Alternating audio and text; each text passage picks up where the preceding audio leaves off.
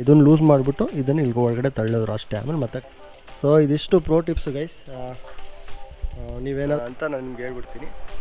So ಅದೊಂದು negative point, ಕೂಲಾಗಿರುತ್ತೆ, ಹಿಂದ್ಗಡೆಯಿಂದ ಲುಕ್ಕೂ ಚೆನ್ನಾಗಿದೆ, ಹೆಸರದ marking ಇಲ್ಲ, ಅಲ್ಲಿಗೆ ಇದ್ದೇ ಇದೆ, ಅದೇನೂ ಮಾಡೋಕ್ಕೆ.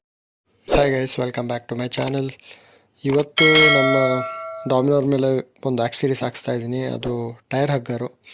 ನಿಮಗೆ ಗೊತ್ತಿರೋಂಗೆ ಡಾಮಿನೋರಲ್ಲಿ ಒನ್ ಆಫ್ ದ ಇಶ್ಯೂ ಏನಂದರೆ ಹಿಂದ್ಗಡೆ ಮೋನೋ ಸಸ್ಪೆನ್ಷನ್ ಇರೋದ್ರಿಂದ ತುಂಬ ಕೆಸರಾರುತ್ತೆ. ಅಂದರೆ ಸ್ವಲ್ಪ ಮಳೆಗೆ ಹೋದ್ರೂ ತುಂಬ ಕೆಸರಾರುತ್ತೆ. ಪೀಲನ್ ರೈಡರು ಅಥವಾ ನಿಮ್ಮ ಹತ್ರ ಏನಾದರೂ ಬ್ಯಾಕ್ ಪ್ಯಾಕ್ ಹಾಕ್ಕೊಂಡು ಗಾಡಿ ಓಡಿಸ್ತಿದ್ರೆ ಅಥವಾ ಲಗೇಜ್ ಇದ್ದರೆ ಫುಲ್ಲು ಕೆಸರಾಗ್ಬಿಡುತ್ತೆ ಚಿಕ್ಕ ಮಳೆಗೂ. ಸೊ ಈ ಥರ ಇದ್ದಾಗ ಟೈರ್ ಹಗ್ಗರು ಬೇರೆ ಪಲ್ಸರ್ ಗಾಡಿಗಳಿಗೆ ಬರುತ್ತೆ. ಈಗ ನೀವು NS200ಗಿದೆ, ಆ ಥರ FZ ಅವರೆಲ್ಲ ಕಂಪ್ನಿಯಿಂದನೇ ಬಂದಿರೋದ್ರಿಂದ ಡಾಮಿನೋರಲ್ಲಿ ಮಾತ್ರ ಅದು ಕೊಟ್ಟಿಲ್ಲ. ಏನಕ್ಕೆ ನನಗೂ ಅರ್ಥ ಆಗಿಲ್ಲ. ಮೇ ಬಿ ಲುಕ್ ಹಾಳಾಗುತ್ತೆ ಅಂತ ಬ್ಯಾಕಿಂದೇನೋ. ಬಟ್ ಅವ್ರವ್ರ ಪರ್ಸ್ನಲ್, ನೀವೇನಾದರೂ ಟೂರಿಂಗ್ ಗಾಡಿ ತೊಗೊಂಡ್ರೆ ಲುಕ್ನ ಕಾಂಪ್ರಮೈಸ್ ಆಗಲೇಬೇಕು. ಸೊ ಅದಕ್ಕೋಸ್ಕರ ನಾನು ಇದು ಟೈರ್ ಹಗ್ಗರ್ನ ಆರ್ಡ್ರ್ ಮಾಡಿದೆ. ಇದು ಬಂದ್ಬಿಟ್ಟು ಮೆಡ್ರಾಸ್ ಆಕ್ಸಿರೀಸ್ ಅಂತ ಒಂದು, ಅವರು ಇನ್ಸ್ಟಾಗ್ರಾಮಲ್ಲಿ ನೀವು ಮೆಸೇಜ್ ಮಾಡಿದ್ರೆ ಅವರು ಶಿಪ್ ಮಾಡ್ತಾರೆ. ಕಸ್ಟಮೈಸ್ಡು ಡಾಮಿನರ್ಗೋಸ್ಕರನೇ ಪಾರ್ಟ್ಸ್ ಆಕ್ಸಿರೀಸ್ನ ರೆಡಿ ಮಾಡ್ತಾರೆ. ನಿಮಗೆ ಗೊತ್ತಿರೋಂಗೆ ತುಂಬ ಇದೆ. ಸಹ್ಯಾದ್ರಿ ಇದೆ, ಕಾರ್ಬನ್ ರೇಸಿಂಗ್ ಇದೆ, ಝಾನಾ ಇದೆ. ಸೊ ಅದೇ ಥರ ಡಾಮಿನೋರ್ಗೆ ಸ್ಪೆಸಿಫಿಕ್ಕಾಗಿ ಒಂದು ಕಂಪನಿ ಈ ಥರ ಕಸ್ಟಮೈಸ್ಡ್ ಆಕ್ಸಿರೀಸ್ನ ರೆಡಿ ಮಾಡ್ತಾರೆ. ಸೊ ಇದು ಪ್ರೈಸ್ ಬಂದ್ಬಿಟ್ಟು 800 ರೂಪಾಯಿ ವಿತ್ ಶಿಪ್ಪಿಂಗು. ಈಗ 1000 ರೂಪಾಯಿ ಆಗಿದೆ. ನೋಡೋಣ ಅನ್ಬಾಕ್ಸ್ ಮಾಡಿಬಿಟ್ಟು. ಗೊತ್ತಿಲ್ಲ ಇದು NS200 ಅಲ್ಲ ಅಂತ ಅವ್ರು ನನಗೆ ಹೇಳಿದ್ದಾರೆ. ತುಂಬ ಜನ NS200ನ ಡಾಮಿನೋರ್ 250 ಆ್ಯಂಡ್ ಡಾಮಿನೋರ್ 400 ಯೂಸ್ ಮಾಡ್ತಾರೆ. ಬಟ್ ಇದು ಇವರೇ ಕಸ್ಟಮೈಸ್ ಮಾಡಿರೋದಂತೆ. ತಡ ಮಾಡಿದೆ ಟಕ್ ಅಂತ ಅನ್ಬಾಕ್ಸ್ ಮಾಡೋಣ.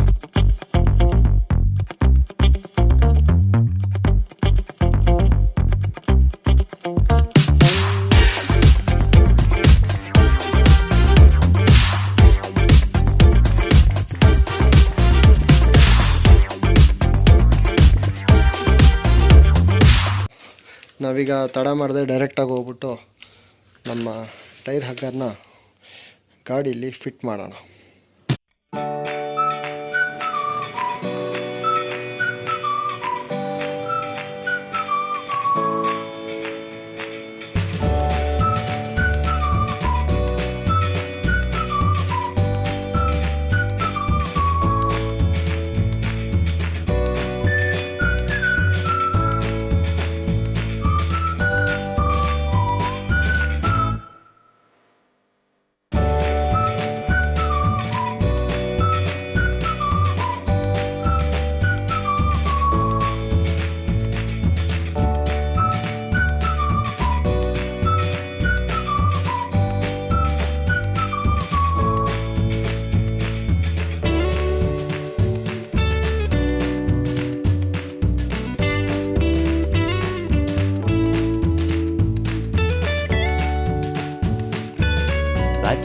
Much later.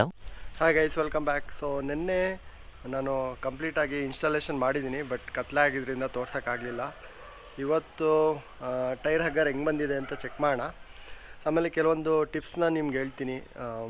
ನೀವೇನಾದರೂ ಟೈರ್ ಹಗ್ಗರ್ ಹಾಕ್ಸಾಗಿದ್ದರೆ ಇದನ್ನು ಕನ್ಸಿಡರ್ ಮಾಡ್ಕೊಬೇಕು. ಏನಕ್ಕೆ ಅಂದರೆ ಕೆಲವೊಂದು ಸಲ ನಾವು ವಿಡಿಯೋ ನೋಡಿಕೊಂಡು ಏನೋ ಈ ಥರ ಪ್ರಾಡಕ್ಟ್ನ, ಥರ್ಡ್ ಪಾರ್ಟಿ ಪ್ರಾಡಕ್ಟ್ಸ್ ಅಲ್ವೇ, ಏನಿದ್ರು ಕಂಪ್ನಿಯಿಂದ ಬರೋದಲ್ಲ, ಕೆಲವೊಂದು ಸಲ ಇನ್ಸ್ಟಾಲೇಷನ್ ಕನ್ಫ್ಯೂಸ್ ಆಗುತ್ತೆ. ಸೊ ಇದರಿಂದ ನಾನು ಮಾಡಿದ್ದು ನಿಮ್ಗೆ ಉಪಯೋಗ ಆಗಲಿ ಅಂತ ಕೆಲವೊಂದು ಟಿಪ್ಸ್ನ ನಾನು ನಿಮ್ಗೆ ಶೇರ್ ಮಾಡ್ತೀನಿ. ಆಮೇಲೆ ಮೇಯ್ನು ಟೈರ್ ಹಗ್ಗರ್ ಬಂದ್ಬಿಟ್ಟು ಏನಕ್ಕೆ ಗಾಡಿಗೆ ಇಂಪಾರ್ಟೆಂಟ್ ಅಂದರೆ, ಈಗ ನೀವು ಡಾಮಿನಾರ್ದು ಟೈರ್ ಮತ್ತು ಮಡ್ಗಾಡಿಗೆ ತುಂಬ ಗ್ಯಾಪ್ ಇದೆ. ಸೊ ಅದರಿಂದ ನಾನು ನಿಮ್ಗೆ ತೋರಿಸ್ತೀನಿ.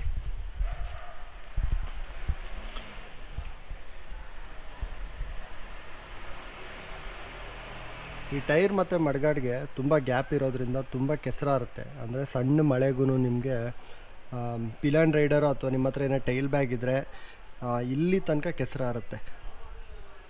ಓಕೆ, ನಾನು BR ಹಿಲ್ಸ್ ವೀಡಿಯೋಲ್ಲಿ ನೀವು ನೋಡಿರ್ಬೋದು, ಫೋಟೋಲ್ಲೂ ಇಲ್ಲಿ ತನಕ ಆಲ್ಮೋಸ್ಟ್ ಕೆಸರಾರಿದೆ ಚಿಕ್ಕ ಮಳೆಗೆ. ಸೊ ಏನಾಗುತ್ತೆ, ಯಾವುದೇ ಗಾಡಿ ಆಗಲಿ ವೀಲ್ ಮತ್ತು ಇದ್ರ ಗ್ಯಾಪ್ ತುಂಬ ಜಾಸ್ತಿ ಇದ್ದರೆ ನೋಡಿ, ಈಗ ನಾವು FZಲ್ಲೆಲ್ಲ ಅವರೇ ಕಂಪ್ನಿಯಿಂದ ಟೈರ್ ಹಗ್ಗರ್ ಬರುತ್ತೆ. ಅದರಲ್ಲೂ ಮೋನೋ ಸಸ್ಪೆನ್ಷನ್ ಬರೋ ಗಾಡಿಗಳಿಗೆಲ್ಲ ಆಲ್ಮೋಸ್ಟ್ ಎಲ್ಲ ಕಂಪ್ನಿಯವರು ಟೈರ್ ಹಗ್ಗರ್ ಕೊಡ್ತಾರೆ. ಈವನ್ ಬಜಾಜಲ್ಲೂ NS200 ಕೊಟ್ಟಿದ್ದಾರೆ. ಬಟ್ ಡಾಮಿನಾರಲ್ಲಿ ಏನಕ್ಕೆ ಕೊಟ್ಟಿಲ್ಲ ಅಂತ ನನಗೂ ಗೊತ್ತಾಗಲಿಲ್ಲ. ಮೇ ಬಿ ಏನೋ ಸ್ವಲ್ಪ ಕಾಸ್ಟ್ ಕಟ್ಟಿಂಗ್ ಮಾಡೋಕ್ಕೆ ಈ ಥರ ಮಾಡಿದ್ದಾರೆ ಅನಿಸುತ್ತೆ. ಬಟ್ 400 ಕೊಟ್ಟಿಲ್ಲ. ಆಲ್ಮೋಸ್ಟ್ 3 ಲಕ್ಷದ ಗಾಡಿ, ಟೈರ್ ಆಗರ್ ಕೊಡ್ಬೋದಾಗಿತ್ತು. ಸೊ ಇಲ್ಲಿ ನೀವು ನೋಡ್ಬೋದು, ಈಗ ಇಷ್ಟು ಕೆಸರಿದೆಯಲ್ಲ ಇದು, ಓಕೆನಾ, ಇದನ್ನು ನೀವು ಏನೇ ಕಾರಣಕ್ಕೂ ಅವಾಯ್ಡ್ ಮಾಡೋಕ್ಕಾಗಲ್ಲ. ಕೆಲವೊಂದು ಸಲ ಟೈರ್ ಆಗರ್ ಹಾಕ್ಸ್ದಾಗ ನಾವೇನು ಅಂದ್ಕೋತೀವಿ ಅಂದರೆ ಇಲ್ಲೂ ಕೆಸರಾದ ನಿಲ್ಲುತ್ತೆ ಅಂತ. ಓಕೆ, ಸೊ ಅದನ್ನೇನು ಮಾಡೋಕ್ಕಾಗಲ್ಲ. ಮೇಯ್ನು ನಮಗೆ ಗಾಡಿ ಓಡಿಸೋನಿಗೆ ಅಥವಾ ಪಿಲನ್ ರೈಡರ್ಗೆ ಕೆಸರಾಗಬಾರ್ದು, ಅದಕ್ಕೋಸ್ಕರ ಟೈರ್ ಆಗರ್ ಹಾಕ್ಸ್ತೀವಿ. ಸೊ ಇಲ್ಲಿ ನೋಡ್ಬೋದು ನೀವು ಟೈರ್ ಆಗರು.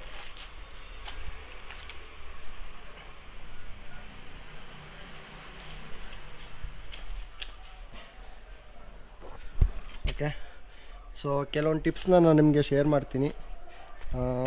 ಇದು ಬಂದುಬಿಟ್ಟು ಎಲ್ಲಿಗೂ ತೊಗೊಬೋದು ಅಂತ ಬೈಯಿಂಗ್ ಲಿಂಕ್ ಎಲ್ಲ ಡಿಸ್ಕ್ರಿಪ್ಷನಲ್ಲಿ ಹಾಕ್ತೀನಿ.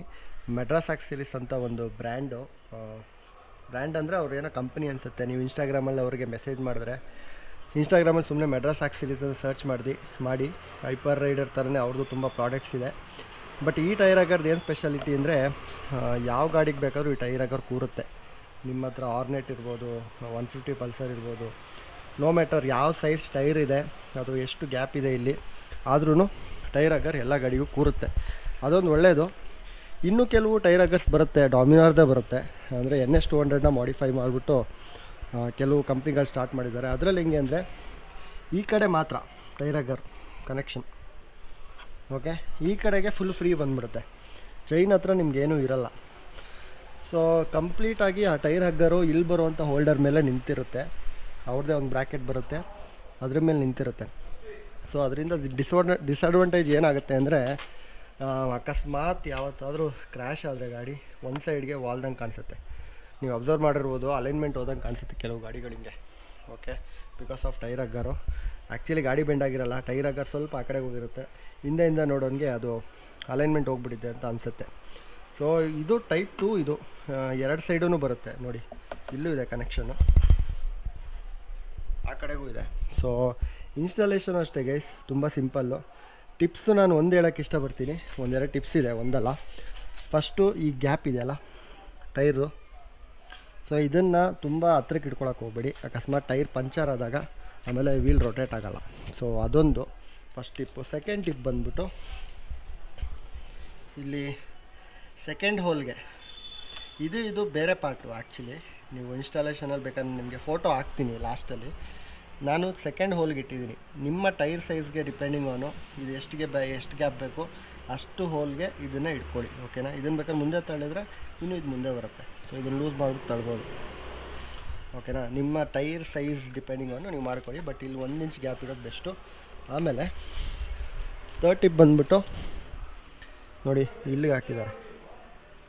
ಈ ಮಾರ್ಕಿಂಗ್ ಬರುತ್ತಲ್ಲ, ಇದು ಆಚೆಗೆ ಬರಬೇಕು. ಆಮೇಲೆ ಇದು ಫ್ಲ್ಯಾಟ್ ಇದೆಯಲ್ಲ, ಅಂದರೆ ಸ್ಕ್ವೇರು, ಇದು ಕೆಳಗಡೆಗೆ ಬರಬೇಕು.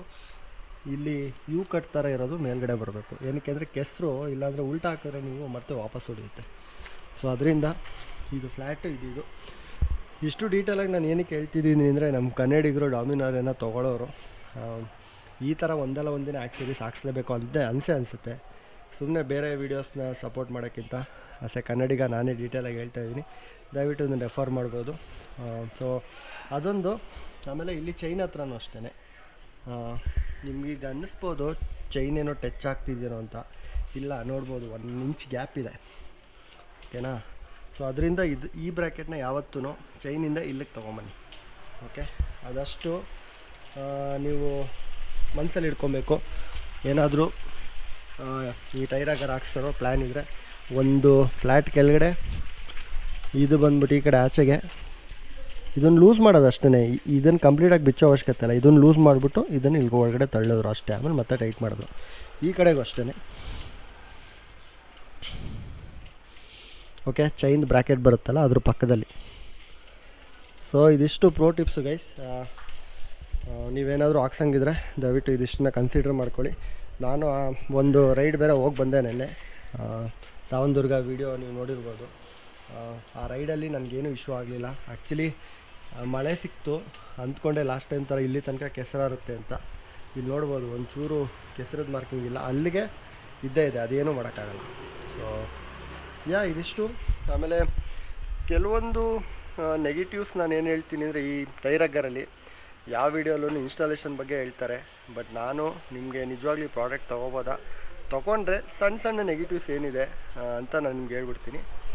ಸೊ ಇಲ್ಲಿ ನೀವು ನೋಡಿದ್ರೆ ಚೈನ್ ಹತ್ರ ಬಂದುಬಿಟ್ಟಿದೆ ಇಲ್ಲಿ, ಓಕೆನಾ.